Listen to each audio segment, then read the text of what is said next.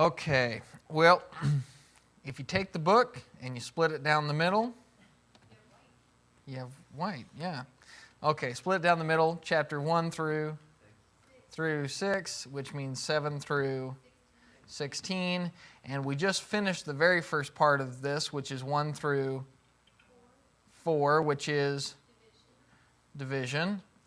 And then 5 through 6, and that is immorality. Okay, and as we deal with this section, this one will go actually fairly fast, especially compared to the amount of time spent in the first 4 chapters there. First 4 chapters have quite a bit of language in there you want to spend some time on, the weak and the strong and the foolishness of God and the wisdom of man and all that back and forth of that language. And then chapter 5 and 6 are a little bit more straightforward, so we'll plow through that fairly quickly. Then when you move over to the second section, which, by the way, what's chapter 1 through 6 is what? It's going to be Chloe's report, and then 7 through 16 is dealing with their letter. Okay, and so in that second section, it's 7 through 7, which deals with marriage. Okay, and then 8 through 10, which deals with meat and idols. And then 11 through 14, which is worship. And then chapter 15 through, it stands by itself, resurrection, which I realize I just gave to you, but I'm pretty sure you all know that one at this point. So, and then chapter 16 is conclusion. Yeah, okay. So at this point, we're dealing with this section right here, chapters 5 through 6. And so here, Paul's going to be dealing with, just as he dealt with in the first part, right? These are things that I've been told, right? And so his point is, I've been told these things, and if even half of it's true, right? That's the whole point. And I think it's really important to kind of make that distinction, because we run into this problem when people tell us things. Is, if somebody comes and tells you something about somebody else, what do you do with that information? You weren't soliciting it, right? But what do you do? And in Paul's case, they came to him because he was the one guy who could fix it. But, what happens if somebody starts gossiping and you hear something that, even though you know you shouldn't have heard it, it's gossip, but it's a bad thing. It's a bad thing said about that person. What do you do with that? And I think Paul gives us a real good kind of way to look at it, which is he addresses them directly, which is exactly what we should do, right? You hear something about somebody and you're not sure whether it's true or not, then you address them on it. And the other thing here is he addresses it from that angle really of, like I said, if only part of this is true, we've got a big, big problem, right? If only part of this division issue is true. And then in these 2 chapters, he's going to deal with a couple of very big issues. And once again, if even part of it's true, we've got a major problem within the church. So chapter 5 is going to begin that new section. Chapter 5 says, "It is actually reported that there is sexual immorality among you, and such sexual immorality as is not even named among the Gentiles or among the nations, that a man has his father's wife."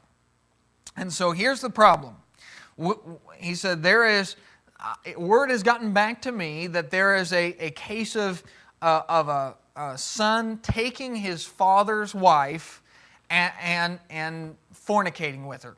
Now, this may very well be a case of incest, but it doesn't have to be. In other words, this could be father, not the son's mother, but in either case, as even Paul puts it, he says, this is not even named among the nations. In other words, if you hear about this out in the world even, how does any rational human being feel about this sort of thing?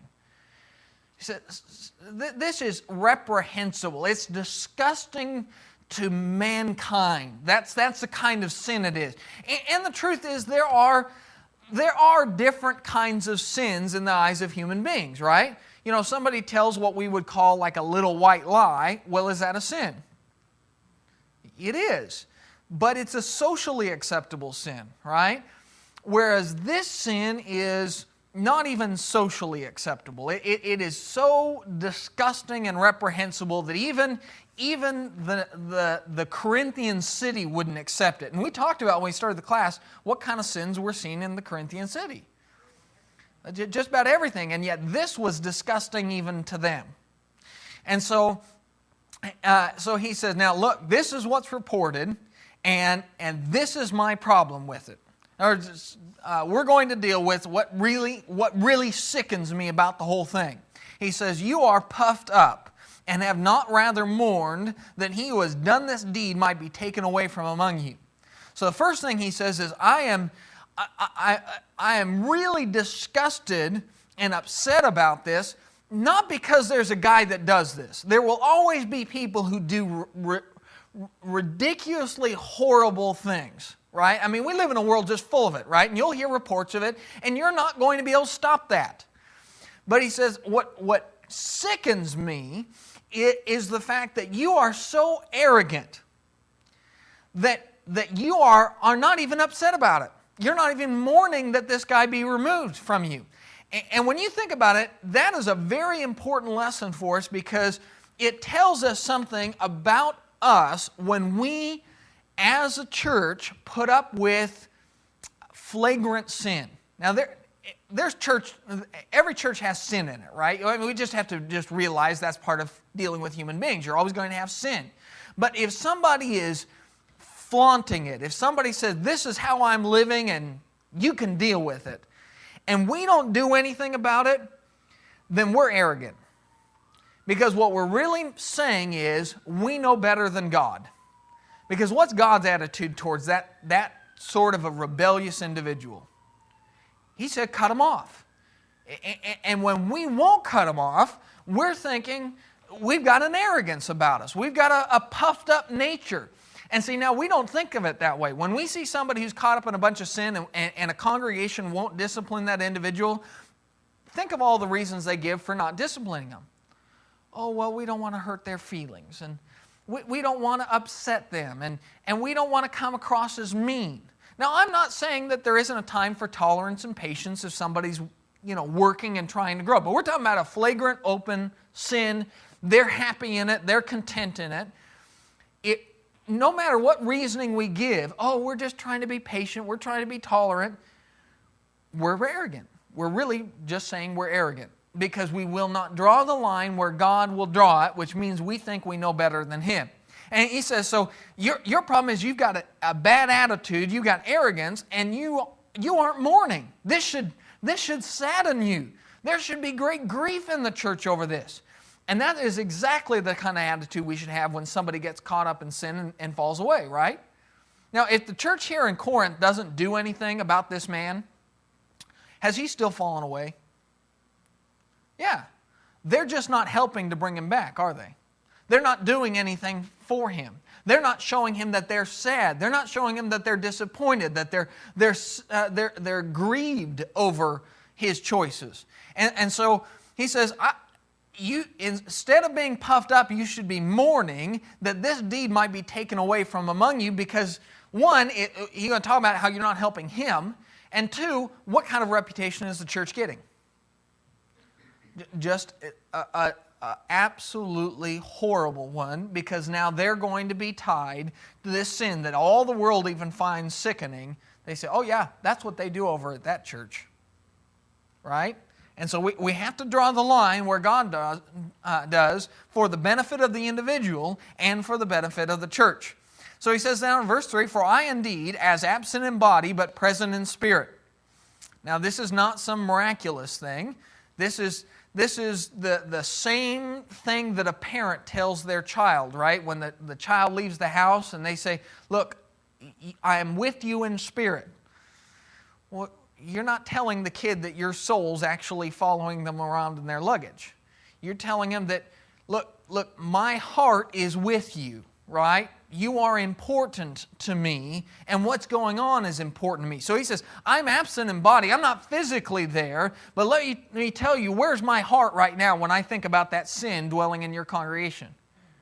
It's just right there with you. You're breaking my heart. And it says, but present in spirit have already judged as though I were present him who has so done this deed. In other words, when people sin, and people get caught up in a lifestyle of sin, and they're confronted by it, and somebody calls them on it and says, what you are doing is sinful, what you are doing is wrong, they immediately start to give you excuses, don't they? Oh, no, it's not, and there's a zillion different reasons. Now, one of the areas that I have found this to be very true is in this realm, the sexual realm, when people are sinning this way. One of the things that is just amazing, and I've talked to the elders about it with the Ask Your Preacher site, is people will write in, and this is a question I get at least one a week. And it's a guy and a gal, and they're living together outside of marriage. And they say, well, is it okay? It's okay. Is it okay? But because, see, we had different bedrooms. And they're going to give you, and we're going to get married in 4 months. And they're going to come up with all of these different reasons, and I'll respond to them, and I'm always going to say the same thing. Is it right or is it wrong? It's wrong every time.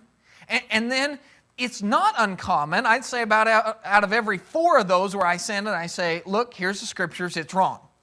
There'll be at least 1 out of every 4 that'll write back and they go, oh, but I didn't tell you this.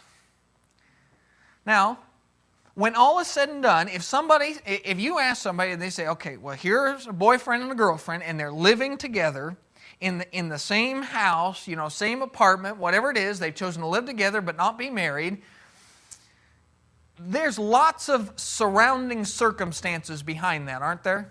I mean, everybody has a reason how they got to that point. But in the end, is it right or is it wrong? It's wrong. Now here's this guy, and I want you to understand why Paul says what he says. He says, though I am not present in body, I'm present in spirit, and I judge this man even as if I were present.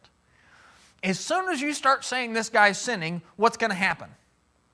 Oh, but it's not true, and my dad didn't even want to be married to her anymore, and this and that. A zillion different excuses. Now, Paul's point on it is, I don't care what he says. If the man has his father's wife, he's condemned. It's just that black and white. And there is a time for that kind of language, isn't there? There's a time where somebody said just back and forth, and they're giving reasons. Well, I'm not attending because of this, or I'm not. I know I'm out drinking every weekend, but because of this. And in other words, they've got a zillion excuses for why they're in this lifestyle. But in the end, no matter what excuses you give, what are you doing? You're sinning. And that's Paul's point. He says, look, I don't care. I don't need to be there to hear every single excuse this man's going to make. He's sinning. And he's got to either stop it or he stands condemned. And he says, so him who has so done this deed, in the name of our Lord Jesus Christ, when you are gathered together along with my spirit, with the power of our Lord Jesus Christ. Now, stop that. Just break that up real quick. In the name of our Lord Jesus Christ. When you say in the name of, when we baptize somebody in the name of Jesus Christ, what do we mean by that? By His authority, right? You're baptizing by Christ's authority. So, by Christ's authority, when you are gathered together, that is the church, right? This is a church decision, along with my spirit. So what did Paul now once again, this is not a miraculous thing. When Paul says my spirit is with you, he's saying I am hearty agreement with this. Not only is Christ saying you need to do this, not only should you gather together and do it because you think it's right, but I want you to know my spirit's with you on it. I think this is what you need to do.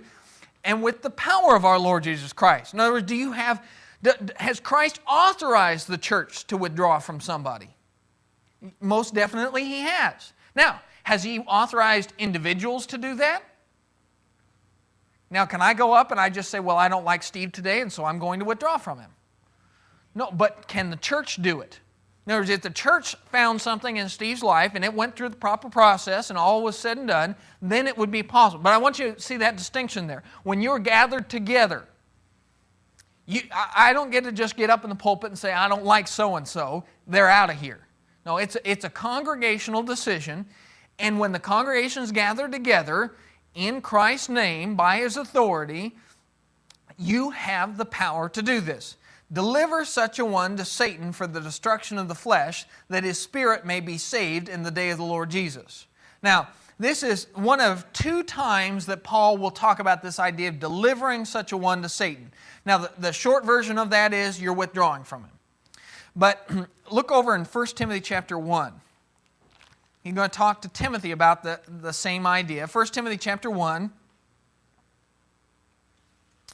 down in verse 20, he talks about Hymenaeus and Alexander, who were 2 false teachers, and he says, whom I delivered to Satan, that they may learn not to blaspheme. Now, the easiest way that I can think of this picture of delivering such a one to Satan is, there is a certain degree of protection you receive by being in Christ's body, isn't there? Having the prayers of Christians is a protection for you, isn't it? The blessings you get from spending time with other Christians and being involved in one another's life and getting that support system, that's a certain measure of protection, isn't it? And then on top of it, as a Christian, God has said, you are one of mine, and I'm going to watch over you. And I'm going to put my sphere of protection. That's where you can go through the Psalms and talk about God being my refuge, my shield, my deliverer, my rock, right? All those things that you get as a blessing in being faithful. Now, the opposite of that really is when Satan is allowed to come in and really start wreaking havoc in your life. Now, the most poignant example I think we have of that happening is Job. Now, Job was a faithful man, so I don't want you to get confused that Job was delivered to Satan because he was unfaithful. But Satan was given permission to wreak havoc in Job's life, wasn't he? Remember how he went and he talked to God, and God says, have you considered my servant Job? And the whole point of that in that case was not because Job had done anything wrong, but to prove a point in the spiritual realm to Satan, right? That there are people who will remain faithful regardless of whether they're blessed or not in this life. But we know what happens to somebody's life when Satan is allowed to really get some power in it and start causing everything to go wrong. It gets pretty ugly pretty fast. Now, here's the deal. When somebody is withdrawn from by the church, God says, you are delivering them to Satan.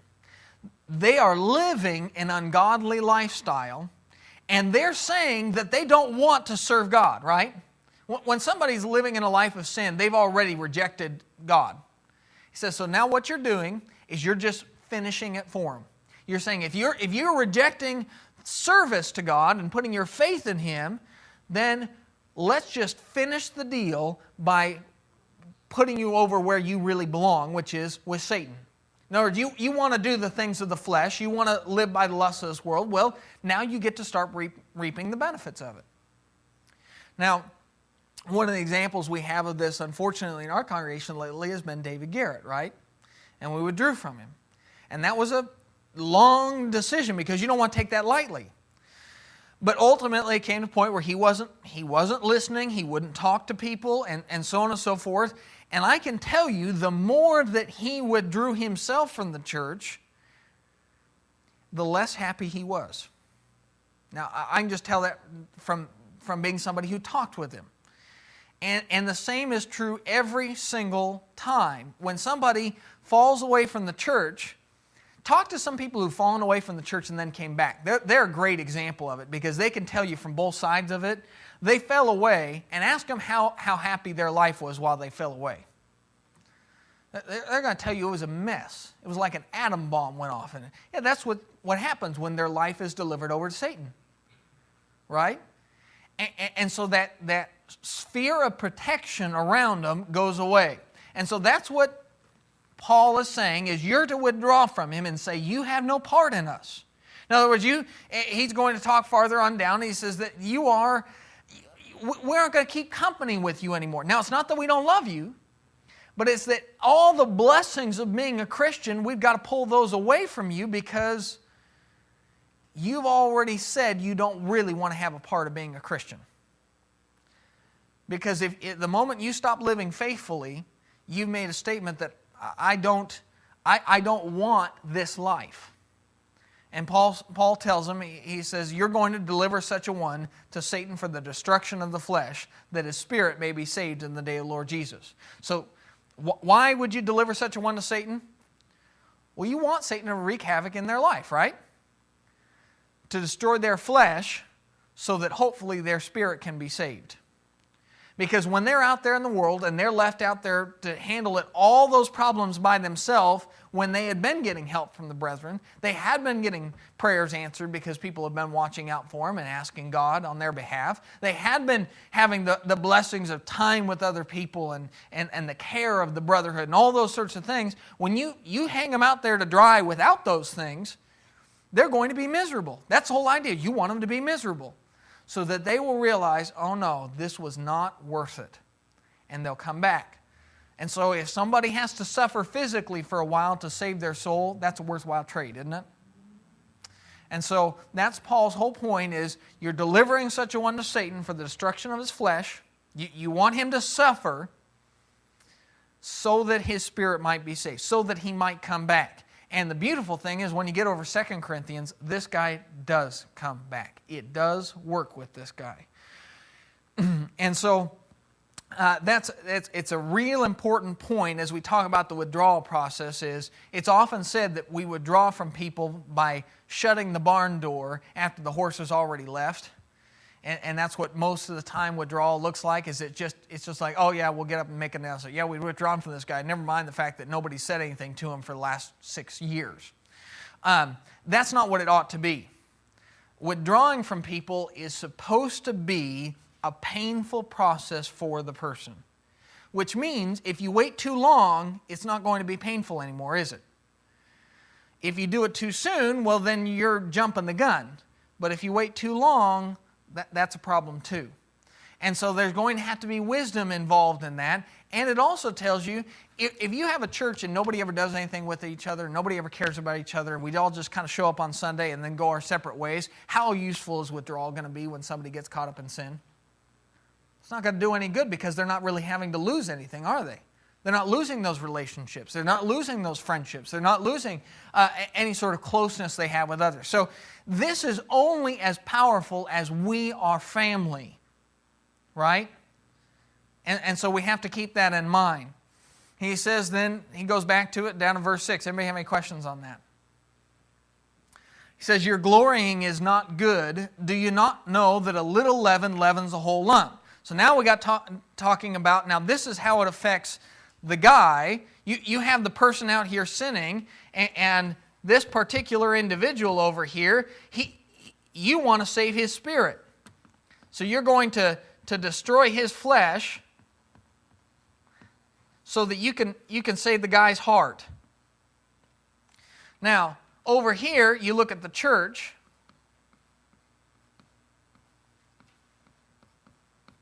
And as you look at the church, when you withdraw from somebody, what are you doing?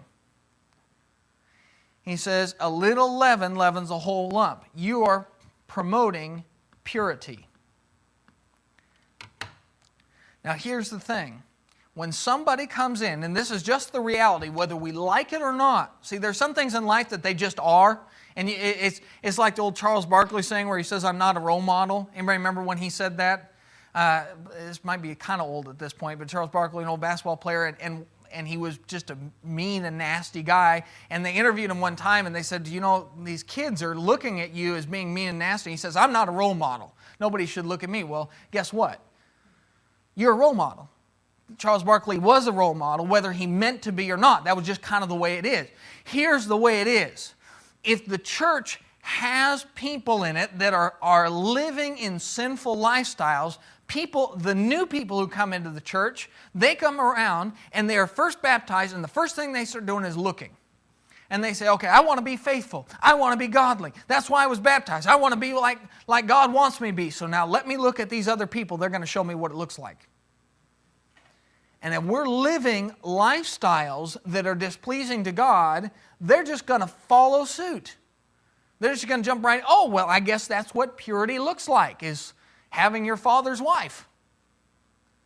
And so all it takes is a little leaven, because not everybody in the church has to be committing that sin, but for the new Christians to look and say, well, this guy's doing that and nobody seems to have a problem with it. There's just one guy caught up in that sin, but what do all the brand new Christians see? A whole church that has no problem with it.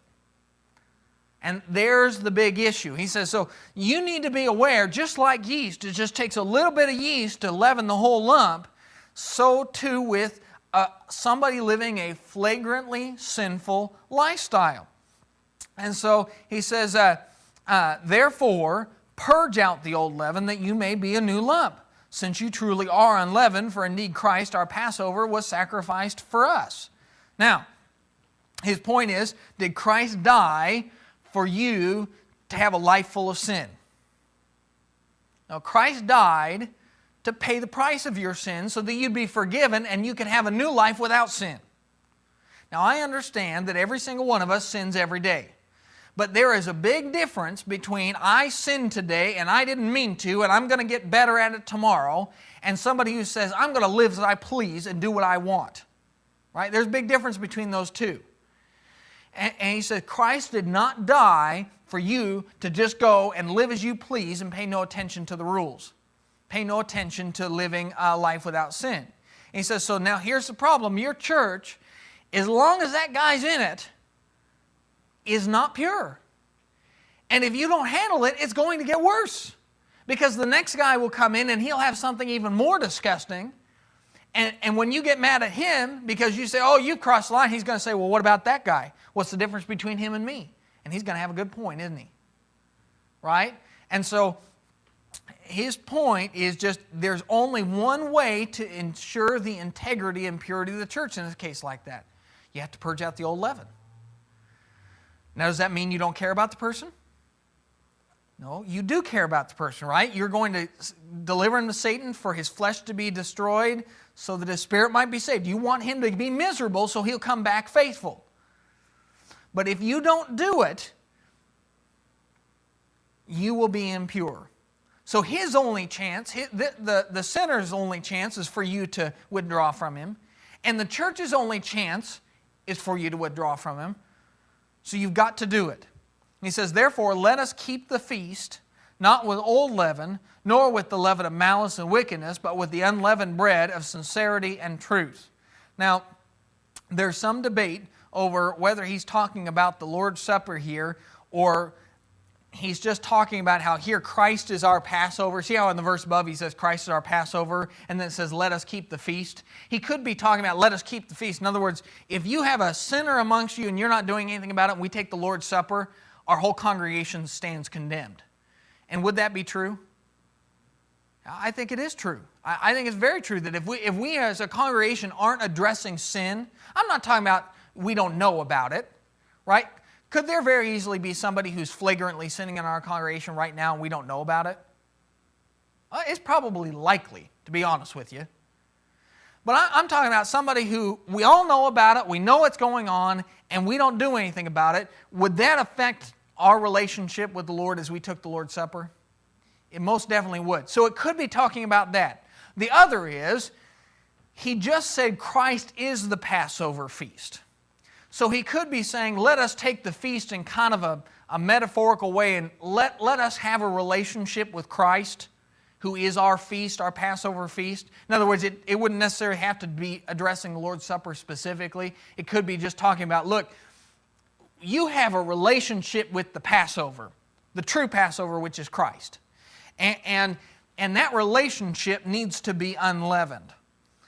It needs to have no malice, no wickedness. It has to have unleavened sincerity and truth. Now, if I say it that way, is that also true? Does the church have to have a relationship with Christ that has no malice and wickedness, but has instead sincerity and truth? So I point out it could be either one.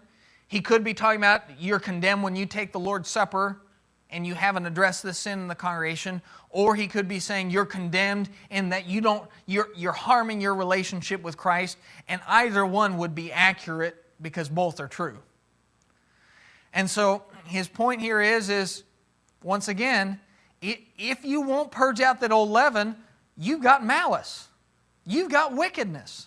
In other words, you are having an attitude that is bent on doing evil. When you think about somebody being malicious, every once in a while you'll hear about those kids, and there's kids that are abusing animals. They'll take a cat and they'll rip its legs off, or we had one time when we were living in Tacoma where somebody took a cat and they stuck it on a fence. And you say, now that's malicious. They just took the cat and just shoved it right through an iron spike, left it there to die. And every once in a while you'll hear news about things like that, and you say, that's malicious. Well, what do we mean by that? We mean that was evil for evil's sake. You were bent upon doing that which is evil, right? You were intent upon that. Well, now, we're sickened by somebody who do that to a cat, but what would you say about a church that had people living in sin and they didn't do anything about it? Isn't that malicious too? See, you're just intent upon letting evil continue, aren't you? You're feeding it. You're letting it go unchecked. It's wicked. It's malicious. And he says, you can't be that way. See, these are terms we don't think of. When we're going through the withdrawal process, there's always a portion of people who go, oh, no, that would be mean. You're going to hurt their feelings. Now, I appreciate having sympathy, and I think sympathy is a good thing. We need empathy in the church. If anything, we need more of it. But we need it in the right areas, right? There's a time for sympathy, and then there's a time to say, look, this is somebody flagrantly living in sin. They don't want to change. Our only hope is to withdraw from them. Now's the time to not show any pity. And so in that case, he says, you have got to do it, or you are arrogant, malicious, and wicked. Those are terms he doesn't apply to the man in the sin. Those are terms he's applying to the church. And that's a scary thing, because a lot of churches will not withdraw from people. And he says, when you won't do it, you're being arrogant, malicious, and wicked. So it's just something to think about, right? Just in terms of our relationship with God and the way we function as a congregation. And that's what, as much as it hurts me when we have to withdraw from somebody like we did with David, it's a painful thing. It also makes me proud. Because I think here's a congregation, we took it seriously. We didn't try to jump the gun on it, but at the same time, we cared enough about his soul and we cared enough about purity in the church to do something. And so a lot of congregations, I think that's the make or break time. A sign of maturity in a congregation is whether or not we have the ability to withdraw from somebody when we have to. Verse 9, anybody have any questions on that? Okay, he says, I wrote to you in my epistle not to keep company with sexually immoral people. Yet I certainly did not mean with the sexually immoral people of this world, or with the covetous, or extortioners, or idolaters, since then you would need to go out of the world. He says, now he writes it in this funny way. Anybody catch that? He says, I wrote to you in my epistle, I wrote to you in my letter. That sounds like he wrote a separate letter, doesn't it? That is something called an epistolary phrase. And what that is it's a special phrase that is used, and it's just a normal thing, and you'll see it it's common in Greek, but it's also, you'll see it in letters that we write in English, is you write it in such a way that when the person reads it, the tense is appropriate for when they read it, not when you wrote it. Now what I mean by that is, when Paul's writing this, it's present tense, isn't it? I am writing to you that that you should not keep company with anyone who commits sexual immorality. That's the way you would write it. He was writing it right then. But since he knows by the time they get that letter, he won't be writing it then, will he? It'll already been probably at least a month. And so he writes it so that when they read it, it's in the proper tense for their minds. Does that make sense? It's an epistolary phrase, a letter phrase. It's just kind of sort of thing that they do in letters. And like I said, it's common in Greek, and you'll also see people do it in letters in English as well. We don't write letters so much with email and whatnot, so that you don't see it as often, obviously. But that's what he means by it. He's not saying, I wrote a separate letter before. He's saying, in this letter, I wrote to you. This letter that you're now receiving and I wrote a month ago. I wrote to you in my letter not to keep company with sexually immoral people. Which, is that what he just told them in the first part of that chapter? In the first 8 verses, he just told them that, right? You need to purge them out. Now, he says in verse 10, he's going to clarify. He says, yet I certainly did not mean with the sexually immoral people of this world, or with the covetous, or extortioners, idolaters, since then you would need to go out of the world. Now, I want you to understand, I'm not talking about people who aren't Christians. Now, should you keep company with sexually immoral people who aren't Christians? There's a time for it, right? Did Christ? What was he doing, though, when he was... Were they just his buddies? He was teaching, right? With extortioners, with the covetous, with idolaters. In other words, I'm not saying don't do anything with anybody who lives an ungodly lifestyle. I'm just saying if somebody's a member of the church and then they get caught up in an ungodly lifestyle, that's a different ballgame. And it is, isn't it? If you have two... Really, think about it for a second. If you have a guy out there in the world and he is greedy, and he's covetous, and he lies and he cheats and he steals, now that's bad, isn't it? But then you find somebody in the church doing the exact same thing, who is more reprehensible to you? The guy in the church, right? Because he knows better. In other words, I can see why this guy is doing it. He has no anchor. He has no foundation. He has no reason to not be greedy and covetous. This guy over here does. And so Paul's point is, okay, now you're going to be out in the world and you're going to run into people with all sorts of sin in their life. I'm not telling you to just write them off as worthless. I'm telling you that when you find it in the church, you have to act speedily. And so He puts that in there so that you and I know that it's not a matter of we need to set up some sort of compound somewhere and remove ourselves from the world.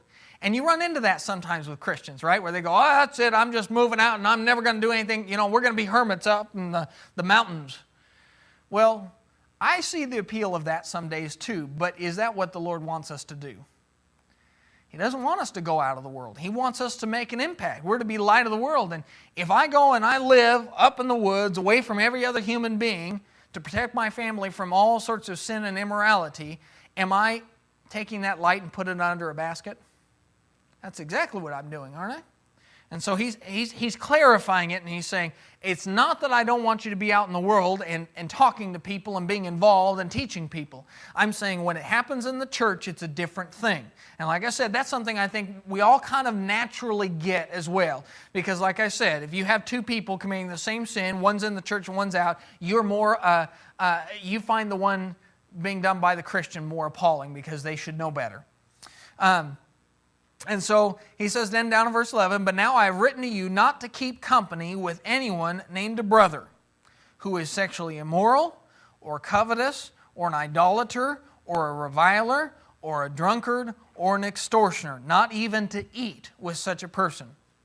For what have I to do with judging those also who are outside? Do you not judge those who are inside? In other words, is it the job of the church to judge people who are already out in the world and lost in sin? No, God takes care of that. It's our job to take care of our own house. Yeah. What is a railer? It mentions that in verse 11. Oh, mine says reviler, but it's the same idea. A railer is he's mean and nasty and divisive. In other words, if there's somebody in the church and they just like to cause problems and they're trying to pit people against each other and trying to cause division in the church, you should withdraw from them. They're a railer or a reviler. They have this sense of being better than people and they're power hungry. That's the idea there. And so his point is I'm talking about within the church. Now, if you're dealing with somebody outside of the church, can you eat with them? Can you teach them? Can you talk to them? Can you be friends with them? Yeah, of course you can. You can do all those things. But if they're in the church and doing these things and living this kind of a lifestyle, you're not even to eat with such a person. So, how seriously we need to take this? See, the whole point behind this is why are you withdrawing from this person? For the church's sake, you want to provide purity, and you're withdrawing from the person for the person's sake so that their soul might be saved. Now, how well does that withdrawal work when the church withdraws from them, but then, 5 or 6 of their closest buddies in the church still hang out with them all the time? Who has the most impact on that person, by the way, in the church? Isn't it their closest buddies in the church? So if the closest buddies will still do things with them, and the rest of the church who they weren't as close to, because that's the reality of it, right? In every social circumstance, and the church is the same, you're going to be closer to some people than others, and there's nothing wrong with that, right? I mean, it'd just be impossible to be equally close to every human being in a church of 150 people. So the point is that everybody in the church has to draw that line. And so unless we all are agreed that this is the way God has designed it to save the person's soul, then we're going to have a problem. Because what happens is that you get a couple of people and they'll undermine the authority of the church, and they undermine the statement of the church, which is you're living in sin and you've got to change, by still being their buddy and doing things with them. Right? And so we have to seriously think about that. And the biggest reason you have to seriously think about it is it may very well be, and may it never be, but it may happen, that there's some day where it's somebody that you care deeply about and you're close to in the church who has to be withdrawn from. And what are you going to do? Right? Because if you go, oh, but he's my golfing buddy, or if we play cars together, our kids play together. In other words, you lay those things out and you give your reasons why it would be too hard for you to do it. Guess what you've done? You've undermined that work to save the person's soul. And so I'm very sorry if you lose, your cooking buddy or your golfing buddy or whatever it is, but the whole point is you may have lost that entertainment and that friendship you have in that sense, but you are trying to save their soul, and isn't that a whole lot more important? And it's one of those things where I think we just have to really look ourselves in the mirror and say, I trust God knows what He's doing more than I do. Because it doesn't feel good. Having been through this before and seeing this process with people who I am close to, it does not feel good, ever. And you will second guess yourself 100 times. But you have to just simply say, look, this is what the Scriptures say. This is how God says it will actually work. Because really, realistically, the whole idea of we can get them closer to God by being buddies, didn't we already try that? Because isn't that what they had the whole time while they were sinning? They were in the church and they were living that lifestyle, and they had all the fellowship of the brethren. They had all the closeness. And now that we've seen that won't work, then there's only one other option, which is isolation. And it's a very painful thing to do. Anybody have any questions on that? Okay, then down in verse 13 he says, but those who are outside, God judges. Therefore, put away from yourselves the evil person. And so here it is. The whole point is you've got to withdraw from them for the sake of their spiritual health. Right now, they are spiritually sick, and they've told you, we don't want to hear from you. I don't want to be taught. I don't want to change. And so your only option is to let them be sick for a little while longer. And You'll find this with people, especially with alcoholism and things like that. They won't listen to anybody. Well, at some point you got to say, well, okay, you just keep drinking. You just keep drinking, buddy, and you see how far it gets you. And then when they hit the bottom of the barrel, then they come asking for help. And this is a tried and true thing, right? This isn't just something that you see in the Scriptures, but with alcoholism, that's what they find all over the world. They got to dig deeper. Drugs, they got to dig deeper. It's got to get worse before it's going to get better. And so we understand this is the way it works, but how many parents enjoy going through that process when it's their kid who's on drugs or alcohol? No, it breaks your heart 1,000 times a minute. But once again, God knows what He's talking about, and when we withdraw from a brother or sister that's living a lifestyle of sin, we need to do it firmly, we need to do it clearly, we need to do it in love, but we need to do it. And if you don't, we're going to fall short of our responsibility to that individual. Anybody have any questions before we move to chapter 6? Okay, like I said, we go through these 2 chapters a lot faster. Chapter 6 says, "Dare any of you, having a matter against another, go to law before the unrighteous and not before the saints?" So now we're going to move over to another topic. Chapter 5 was dealing with sexual immorality, and then chapter 6, we're going to really deal with legal matters, or taking your brother to court. And so he says, "Dare any of you, having a matter against another, go to law before the unrighteous and not before the saints?" In other words, if all of a sudden I'm going to take, and Eric and I are going to go to court over something, and we're going to go before a judge, what are the chances that judge is a Christian? Slim to nil, right? So we 2 Christians, 2 righteous people, are going before an unrighteous judge. Do you see that point? See, that's what he's saying? And his point is, would you dare do that? In other words, that doesn't even make any sense. He's going to start the whole thing out by saying, think about what you're doing. You're taking 2 godly people who are supposed to be the ones who are qualified to handle this thing, and you're bringing it before somebody who doesn't have that moral compass of God's Word. And so he says, dare you do that? And he says, do you not know that the saints will judge the world? And if the world will be judged by you, are you unworthy to judge the smallest matters? Do you not know that we shall judge angels? How much more things that pertain to this life? Now those 2 verses get talked about so very much. We're going to judge the world. We're going to judge angels even, is what Scriptures say. Now, as you go through this, there's just a ton of debate over what does that mean. But I think the real simplest way is exactly the same as it says that the queen of the south will rise up against this generation. Remember when Christ was speaking to the Pharisees and they wanted another sign? And He said, no other sign will be given you but the sign of Jonah, 3 days and 3 nights in the belly of the beast. And He talked about the sign of His resurrection. And then He condemns it and He says, on that day, Sodom and Gomorrah will rise up against you. Or, excuse me, not Sodom and Gomorrah. He says, well, actually, another time He does talk about Sodom and Gomorrah, but the one He talks about there is Nineveh. The men of Nineveh will rise up against you. Because a man came preaching to them, and they listened to him. Who was the guy who preached to Nineveh? Jonah. And they listened to him, and one better and greater preacher than Jonah has come, and so those men will rise up and judge you.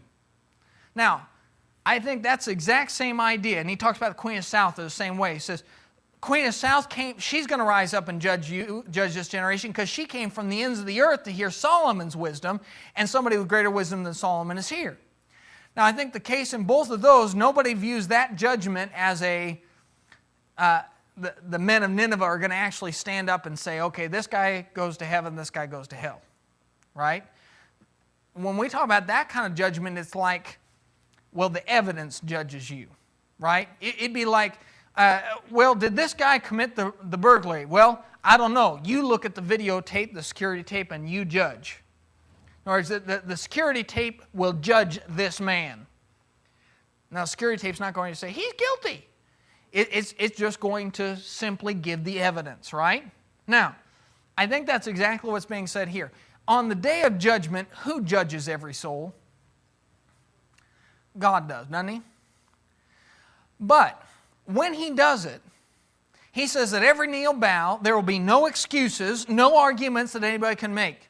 Now, the way I think that really is that for every excuse that a human gives as to why they didn't serve God, and there's going to be a lot of them, aren't there? I didn't have time.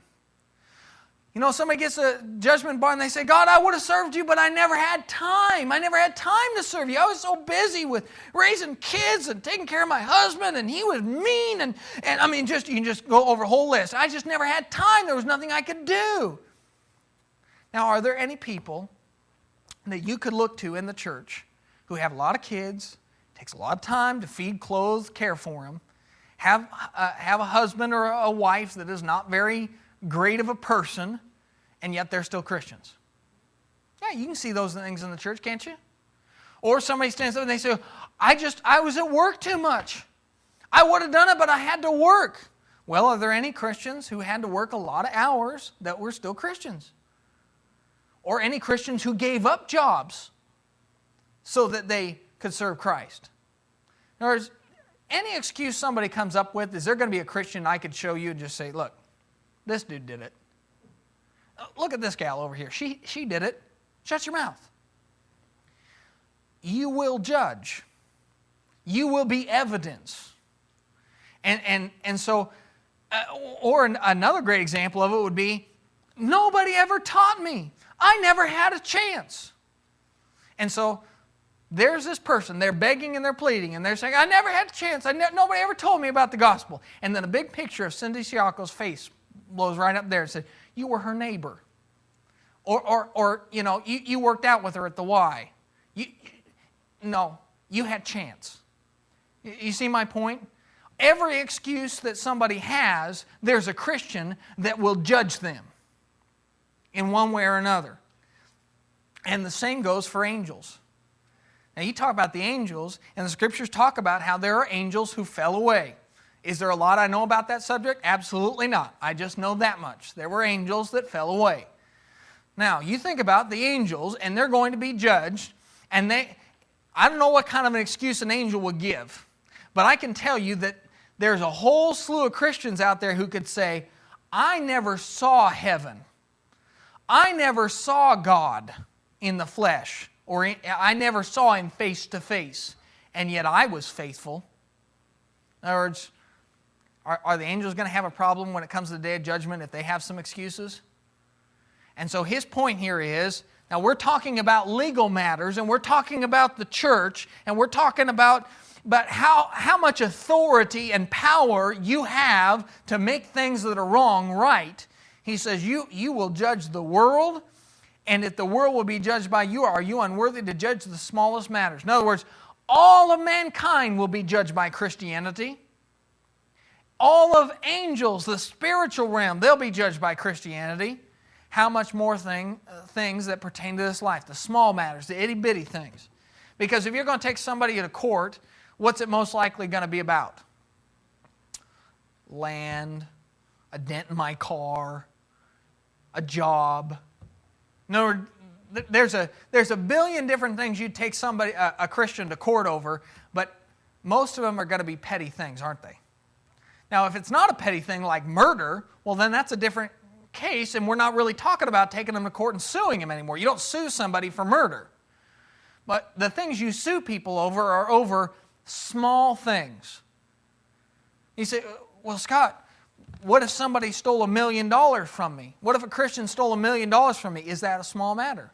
Yes. Now, I'm not saying it's not a small amount of money. It's a big amount of money. But is it a small matter compared to spiritual things? It's a small matter. And so his point is all the things of this physical earth, all the things you would sue somebody over, go to court over, those things are small matters. They're just things pertaining to this life and not the next. Any questions? Okay, so he says, if then you have judgments concerning things pertaining to this life, do you appoint those who are least esteemed by the church to judge? And so his whole point here is, he just says, if you have judgments concerning this life, if there's judgments that need to be made in this life, do you appoint those who are least esteemed by the church to judge? I say this to your shame. Is it so that there is not a wise man among you, not even one who will be able to judge between his brethren? So his point is he says, okay, so now, I guess you have to almost kind of think of it as a conversation. Notice how previous chapters here, he's brought up arguments that he would expect the Corinthians to bring up. In other words, he'll say, hey, you can't do this, and there's an excuse you wait for him to make, and so he handles the excuse before they can make it. Well, the excuse in this one is, fine, you tell us that we have to not go to court over things like this.